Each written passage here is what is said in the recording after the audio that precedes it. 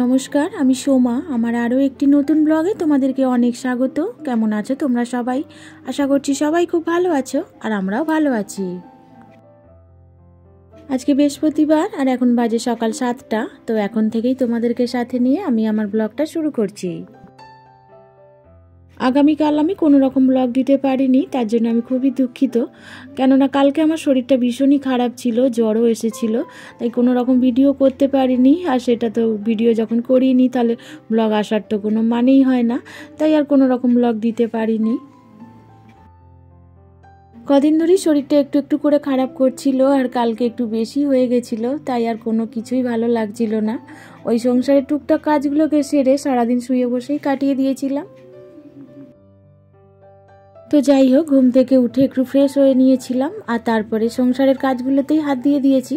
সকালে ঘুম থেকে উঠে যেই কাজ প্রথমেই থাকে, ঘর দোর ঝাঁট দেওয়া, ঘর মোছা, তো আগে এইগুলোই করে নিচ্ছি। প্রতিদিনই আগে আমি চারিদিকটা ভালো করে ঝাঁট দিয়ে নিই, আর তারপরে মোছামুছির কাজটাই করি।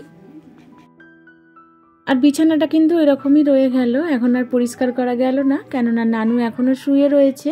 ও প্রত্যেক দিনই একটু দেরি করেই ওঠে, তাই বিছানাটা দেরি করেই গোছানো হয়। সমস্ত কাজ সারা হয়ে যায় আর তারপরেই বিছানাটা গোছানো হয়।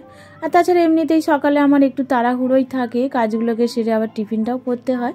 সবটাই সময়ের মধ্যেই করে ফেলতে হয়, কেননা খেয়ে তো আবার বেরোবে। ঠান্ডাটা খুব পড়েছে বলে প্রত্যেক দিনই উঠতে দেরি হয়ে যায়, নাহলে আর একটু আগে উঠলে তাহলে কাজগুলো আর একটু তাড়াতাড়ি হয়। তবে দেরি করে যতই উঠি না কেন, কাজগুলো ঠিকঠাক সময়ের মধ্যেই করে ফেলি। ঘুম থেকে উঠে তাড়াতাড়ি করে ঘরদোরটা ঝাঁট দিয়ে তারপরে মুছে নিয়ে আর তারপরে টিফিনটা করি। প্রত্যেক দিন সকালে এটাই আমার ডিউটি থাকে, ঘুম থেকে উঠেই প্রত্যেক দিন এই কাজগুলো একটু তাড়াতাড়ি করে সারতে হয়, কেননা স্নান করে এসে আমার হাজব্যান্ড আবার ঠাকুর একটু নমস্কার করে, একটু ঠাকুরকে পুজোও করে, আর তাই জন্য সেটা তো আর বাসি ঘরে হয় না, তাই জন্যই ঘরটা আগে মুছে নিতে হয়। কালকে রাত্রিরে রুটি তরকারি করেছিলাম, তো তারপরে আর গ্যাসটা মোছা হয়নি, ঠান্ডার জন্য আর ভালো লাগছিল না, তাই এখন মুছে নিলাম। আর এরপরেই এবার রান্নাটা বসাবো।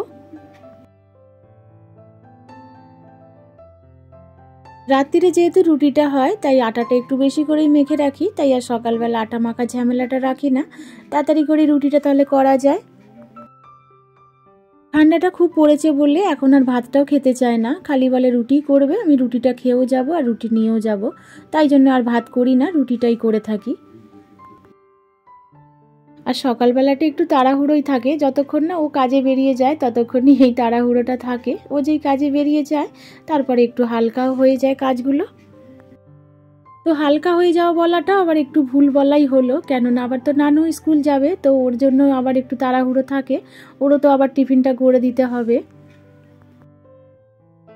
তবে নানুও এই রুটি পরোটা খেয়েই যায়, আর এখনও আর ভাত খেয়ে যেতে চায় না, কেননা স্কুলেতেই এখন ভাত দেয়, তো সেখানেই অল্প করে ভাত খেয়ে নেয়। মাঝে মধ্যে এক একদিন বায়না করে একটু টিফিন নিয়ে যায়। আর এই তো আমার টিফিনটাও রেডি হয়ে গেছে। তরকারিটা কিন্তু করিনি, তরকারিটা কালকেরই ছিল, রাত্রিরে করেছিলাম, তো সেই তরকারিটাই গরম করে দিলাম। আর যেহেতু শীতকাল একটু তো চা খাবেই ঠান্ডার মধ্যে, তাই একটু চাও করে দিলাম। আর সেসব দিয়ে আর তারপরে তো টিফিনটাও গুছিয়ে দিই। আটা মাখাটা অল্পই ছিল, ওর মতনই হয়েছে। আর কালকে রাত্রিরের খানিকটা ভাতও বেশি হয়েছিল, তাই ভাতটা আমাদের জন্য এখানে ভেজে নিয়েছি। আজকে টিফিনে আমরা সবাই এটাই খেয়ে নেব। শীতকালের কিছু সবজি দিয়ে এখানে ভাতটা ভাজা করে নিয়েছি, এইভাবে বেশ ভাত ভাজা করে খেতে বেশ ভালোই লাগে। এই ভাতটা যদি বাসি এমনিই থেকে যেত তাহলে এটা আর কেউই খেত না, ফেলে নষ্ট হয়ে যেত ভাতটা, তাই ভাবলাম এইভাবে ভেজে ফেলি, তাহলে আর নষ্টও হবে না আর সবাই বেশ খেয়েও নেবে। আর এই তো এবারে ওই দিকের কাজগুলো বেশ খানিকটা এগিয়েও গেছে, সমস্ত কাজটাই প্রায় হয়ে গেছে, তো ভাবলাম এবার বিছানাটাই তোলা যাক। বিছানাটা তো পড়েই ছিল, আর তখনই তো তোমাদের বললাম না যে নানু দেরি করে ওঠে বলেই তাই বিছানাটা পড়েও থাকে। ও উঠে যাবার পরে তারপরেই বিছানাটা আমি তুলতে পারি। নানুকে খাবারটা দিয়ে এসেই আর আমি এখানে বিছানাটাই পরিষ্কার করছি, তারপরে আবার ওকেও রেডি করে দিতে হবে চুলটা বেঁধে। আর এই যে এখানে চাদরটাও ছিল, দুদিন ধরে কেচেছি, রোদ্দুরের তো কোনো দেখাই নেই, তাই জন্য ঘরেই মিলে দিয়েছিলাম, তো এর মধ্যে শুকিয়েও গেছে বেশ। সারাদিন যা জামা কাপড় কাচা ধোয়া করি ওই বাইরেই মিলে রাখি সারাটা দিন, যা শুকালো, তারপরে রাত্রির বেলা এই ঘরেতেই খাটের মধ্যেই মিলে দিই, তো দেখা যায় যে সারা রাতে শুকনো বেশ হয়ে যায়। আমার এদিকে বিছানাটা গোছাতে গোছাতে মেয়েটাও খেয়ে রেডি হয়ে গেছিল, আর তারপরে ওকে চুলটা বেঁধে দিয়েছি, দিয়েই তো এবার ওকেও রেডি করে দিয়েছি। তো এবার ও স্কুলে বেরিয়েও যাবে, আর ও গেলেই এবার একটু আমি শান্তি পাবো, কেননা এতক্ষণ খুবই তাড়াহুড়ো হচ্ছিল, সেই সকাল 7টা থেকে আর 10টা পর্যন্ত এতটাই তাড়াহুড়ো থাকে যে বলার কথাই নয়। এখন কিন্তু অনেকটাই সময় পরে তারপরে আমি স্নান করেছি, টিফিন খেয়েছি, আর বাদবাকি টুকটাক কিছু কাজও সেরেছি, আর তারপরে এই তো এখন দুপুরের রান্নাটাই করতে এলাম। আজকে একটু লাউ চিংড়ি রান্না করব, আর সেই জন্যই চিংড়ি মাছটা প্রথমে ভেজে নিয়ে আর এই তো লাউটাতে একটু 5 ফোড়ন আর শুকনো লঙ্কা তেজপাতা ফোড়ন দিয়ে, আর লাউটা আমি প্রথমে একটু সেদ্ধ করে রেখেছিলাম, তো সেটাই ফোড়ন দিয়ে এবার বসিয়ে দেবো।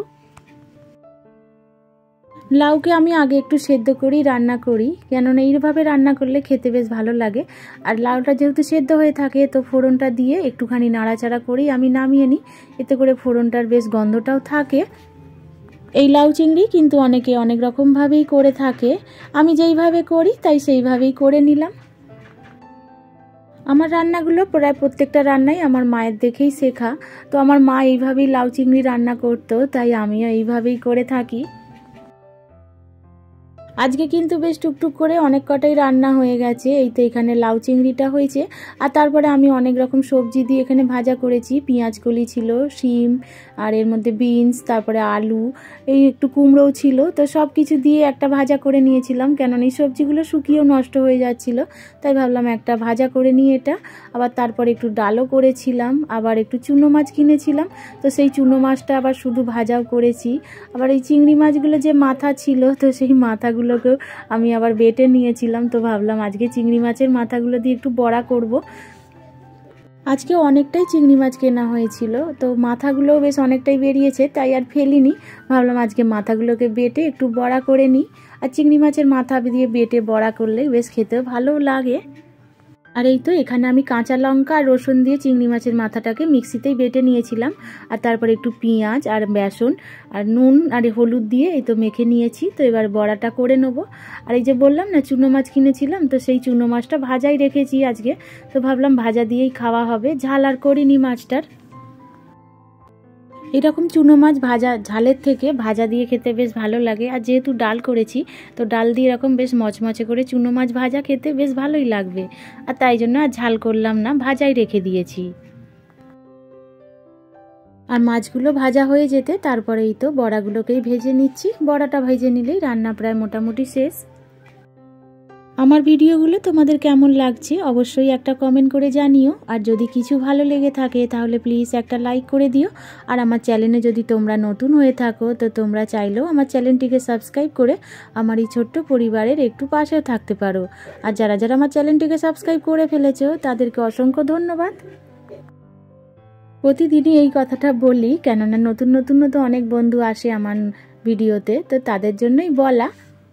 আমার যারা পুরনো বন্ধু আছো তাদের কাছে হয়তো এই কথাটা বিরক্ত লাগবে যে রোজ রোজ এই একই কথা শুনতে।